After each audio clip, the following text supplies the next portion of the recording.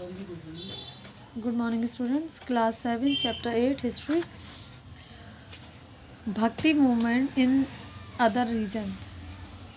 इस वीडियो में जो टॉपिक हम डिस्कस करने जा रहे हैं वो है भक्ति मूवमेंट इन अदर रीजन, यानी कि दूसरे एरिया में, दूसरी जगहों पर भक्ति मूवमेंट किस तरह से आगे बढ़ी।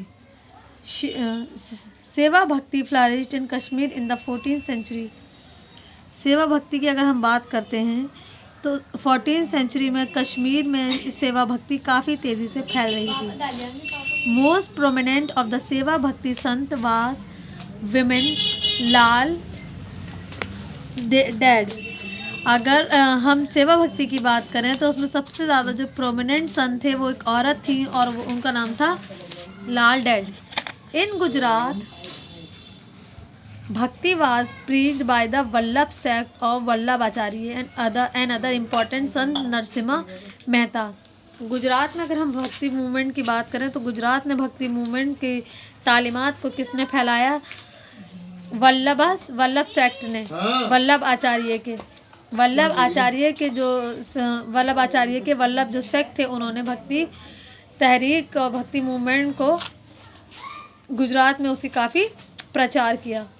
एंड अनदर इम्पोर्टेंट, और दूसरे जो संत थे उनका नाम था नरसिम्हा मेहता। ये वो लोग थे जिन्होंने गुजरात में भक्ति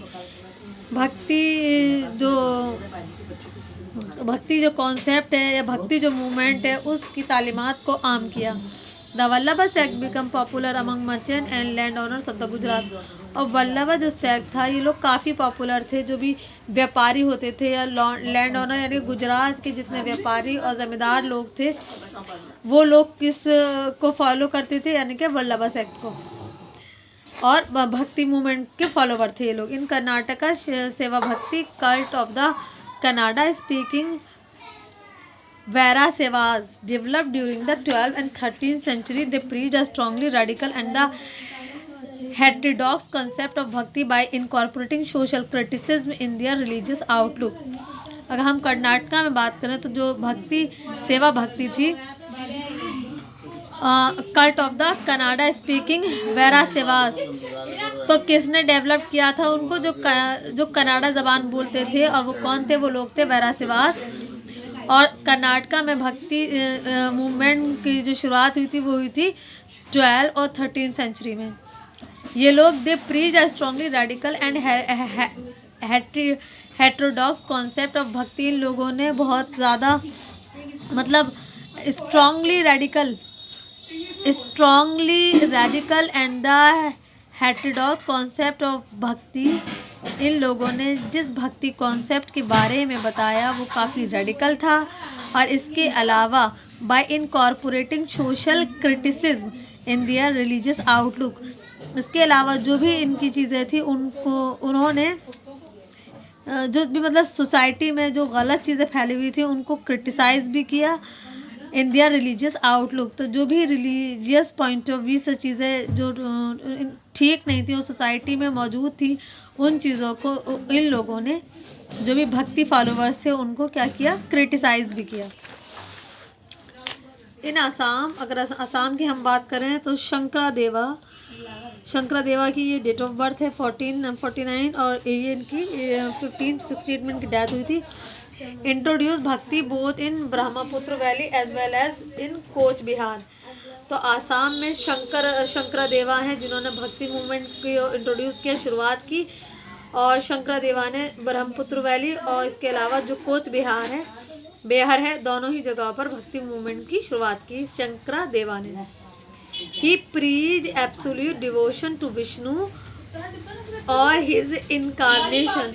इन लोगों ने, यानी कि जो शंकरा देवा थे, उन्होंने ये कहा कि अपने आप को पूरी तरीके से जो विष्णु भगवान है उनमें डिवोट कर दो, खो जाओ, और हिज इनकारनेशन कृष्णा, या फिर जो कृष्ण भगवान है उनमें खुद को डिवोट कर दो। डिवोट करने का मतलब ये होता है कि जो भक्त है, जो फॉलोवर है, वो सब कुछ भूल जाए, पूरी तरीके से भगवान में गुम हो जाए। ही faced persecution at the hands of the orthodox brahmanical priesthood of the Ahom kingdom and took shelter in the territories of the neighboring Koch Behar, where the king gave him the freedom to preach bhakti. और बहुत सारी जगहों पर जैसे कि अहम kingdom वगैरह है और जो नेबरिंग जो टेरिटरीज थी कोच बेहर में, वहाँ सब पर जो भी राजा वगैरह होते थे उन्होंने इन लोगों को पूरी आज़ादी दी थी कि वो भक्ति मूवमेंट या भक्ति जो तहरीक है, भक्ति जो कॉन्सेप्ट है उसके बारे में लोगों को बता सकें।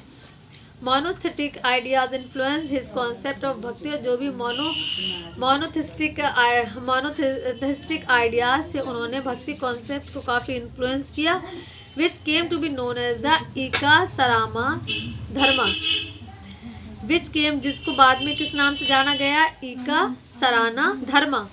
इसका मतलब क्या है, religious of seeking refugee in one. He denounced the caste system and preached his idea to the people in their language।